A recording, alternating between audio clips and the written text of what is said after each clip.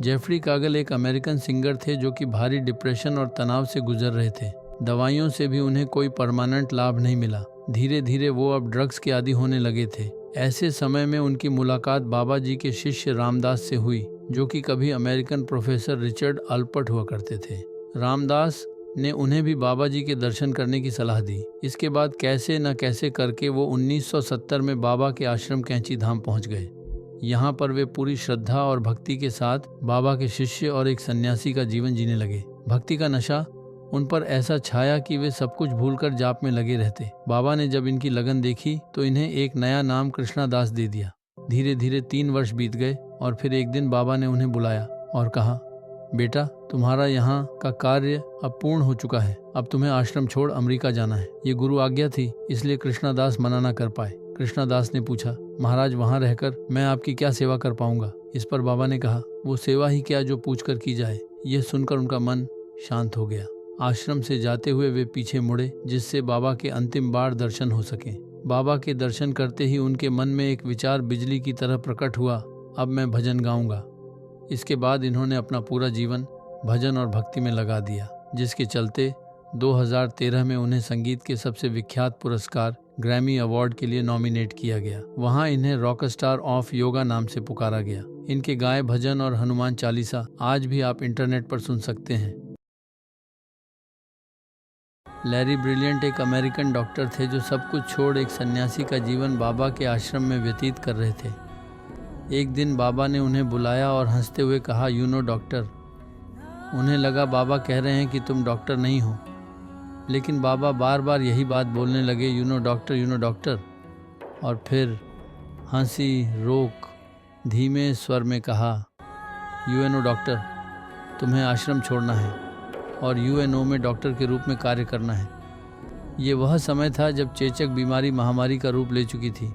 लगने लगा था कि यह महामारी अब कभी खत्म नहीं होगी। ऐसे में बाबा ने सन्यासी से कहा, तुम यूएनओ में डॉक्टर बनोगे और गांव गांव जाकर टीके लगवाओगे। न चाहते हुए भी सन्यासी ने आश्रम त्याग दिया और बाबा के आदेश पर यूएनओ में भर्ती होने का प्रयास करने लगे। आखिरकार अपने 11वें प्रयास में वे सफल हो गए। उन्होंने यूएनओ में रहते हुए हर वह काम किया जो इस महामारी को रोकने के लिए ज़रूरी था। फलस्वरूप सन 1975 में पूरी तरह से यह महामारी भारत से साफ हो गई, जिसका सबसे बड़ा श्रेय आज भी डॉक्टर लैरी ब्रिलियंट को दिया जाता है। डैनियल गोलमैन अमेरिका के एक बड़े वैज्ञानिक और लेखक थे। वे भावनाओं और मन की ताकत को समझने में गहरी रुचि रखते थे। एक दिन वे भारत आए आध्यात्मिक शांति की तलाश में। यहाँ उन्हें बाबा नियम करोली के बारे में बताया गया, एक ऐसे संत जिनके पास बैठते ही मन शांत हो जाता था। गोलमैन बाबा से मिलने पहुँचे। बाबा ने कुछ ज़्यादा नहीं कहा, बस मुस्कुराए, हालचाल पूछा और कहा, तुम्हारे पास स्वेटर है, ठंड लग सकती है। ये साधारण से शब्द थे, लेकिन इनके पीछे इतना अपनापन और प्रेम था कि डैनियल का मन भर आया। उन्हें लगा कि वे किसी ऐसे व्यक्ति के सामने हैं जो प्रेम का सागर है। वहाँ कोई उपदेश नहीं था, कोई दिखावा नहीं, सिर्फ शुद्ध करुणा और सच्चा ध्यान। इस छोटी सी मुलाकात ने डैनियल को भीतर तक इतना छू लिया कि वे कुछ दिनों तक के लिए वहीं रुक गए। उन्होंने वहाँ जाना कि असली बुद्धिमत्ता वही है जो प्रेम से जुड़ती है, क्योंकि प्रेम ही सबसे बड़ी शक्ति है। इसके बाद जब वे अमेरिका आए तो उन्होंने इमोशनल इंटेलिजेंस नाम से एक पुस्तक लिखी, जिसके बाद वे पूरे विश्व में एक लेखक के रूप में प्रसिद्ध हो गए। रिचर्ड अल्पर्ट, जो कि एक नास्तिक थे और हार्वर्ड यूनिवर्सिटी में एक प्रोफेसर हुआ करते थे, अपनी भारत यात्रा के दौरान किसी की सलाह पर इनका नीम करौली बाबा के आश्रम आना हुआ। इन्होंने बाबा को दूर से देखा और फिर मन में सोचने लगे कि आखिर क्यों सब लोग इस तख्त पर बैठे आम से दिखने वाले आदमी के लाइनों में लगकर पैर छू रहे हैं। जो भी हो, मैं इस आदमी के पैर कभी टच नहीं करूँगा। जैसे ही वे बाबा के पास आए, बाबा ने कहा, बेटे, कल रात को तुम तारों को देखकर अपनी माँ को बहुत याद कर रहे थे, दुखी मत हो बेटा। यह सुनते ही हार्वर्ड प्रोफेसर बाबा के चरणों में गिर गए और रोने लगे। ये प्रोफेसर बाबा के अखंड शिष्य बन गए और आगे चलकर पूरे विश्व में रामदास नाम से विख्यात हो गए। स्टीव जॉब्स, जिन्हें आज सभी एप्पल कंपनी के फाउंडर के रूप में जानते हैं, एक समय ऐसा भी था जब उन्होंने अपनी कॉलेज की पढ़ाई बीच में ही छोड़ दी थी। वे उस समय एक युवा थे और अपने जीवन को समझने की कोशिश कर रहे थे। ऐसे में उनके हाथ एक पुस्तक लगी जिसका नाम था बी हियर नाउ। ये पुस्तक नीम क्रॉली बाबा के शिष्य रामदास द्वारा लिखी गई थी। इस पुस्तक को पढ़ने के बाद स्टीव जॉब्स का मन भी भारत आकर नीम क्रॉली बाबा से मिलने का हुआ। उन्होंने अपने एक मित्र के साथ यह योजना बनाई और किसी तरह बाबा के कैंची धाम आश्रम पहुंच गए। लेकिन दुर्भाग्यवश जब वे वहां पहुंचे तब उन्हें पता चला कि बाबा ने कुछ महीने पहले ही अपने शरीर का त्याग कर दिया है। इसके बावजूद वे कुछ दिनों के लिए आश्रम में रुके। यहाँ उन्हें असीम आंतरिक शांति और सकारात्मक ऊर्जा का अनुभव हुआ। उनके मन में अपने जीवन को लेकर जो उथल पुथल थी वह शांत हो गई और जीवन में आगे क्या करना है इसे लेकर उन्हें स्पष्टता मिल गई। इसके बाद वे अमेरिका लौट गए जहां उन्होंने एप्पल कंपनी की स्थापना की।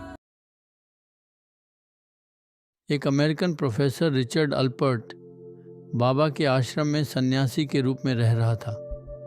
इसके पास अभी भी वे नशे की गोलियां थीं जो ये अमेरिका से अपने साथ लाया था। एक दिन वह बाबा के पास गया और कहा, बाबा मेरे पास ऐसी गोलियां हैं जिन्हें खाकर आपको अद्भुत आनंद की अनुभूति होगी। ये कहकर उसने एक गोली बाबा की तरफ बढ़ा दी। बाबा ने कहा, तुम्हारे पास ये कितनी है? तो प्रोफेसर ने अपनी पोटली बाबा के सामने रख दी और बाबा ने तुरंत मुट्ठी भरकर बहुत सारी नशे की गोलियां निगल ली। ये देख प्रोफेसर घबरा गया और सोचने लगा, बाबा अब जीवित नहीं बचेंगे। ये उसके महीने भर की खुराक थी। वह बार बार बाबा के कमरे में देखने आता कि वे सुरक्षित तो हैं। ऐसे में बाबा ने उसे रोका और कहा, वे गोलियां तो व्यर्थ निकली बेटा, कुछ असर नहीं हुआ। प्रोफेसर अचंभे के साथ बाबा को घूरता रहा और फिर बाबा ने कहा, इन गोलियों का चक्कर छोड़, मैं तुझे ऐसा नशा दूंगा जो तुझे हर पल परमानंद में रखेगा। इसके बाद प्रोफेसर पूरी श्रद्धा से भक्ति में लग गया।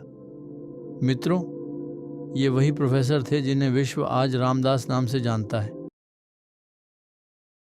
फेसबुक के फाउंडर मार्क जकरबर्ग एक बड़े कन्फ्यूजन और तनाव की स्थिति से गुजर रहे थे। उन्हें लगने लगा कि अब मुझे फेसबुक को बेच देना चाहिए। ऐसे में उन्होंने स्टीव जॉब्स से इस सब के बारे में बातचीत की।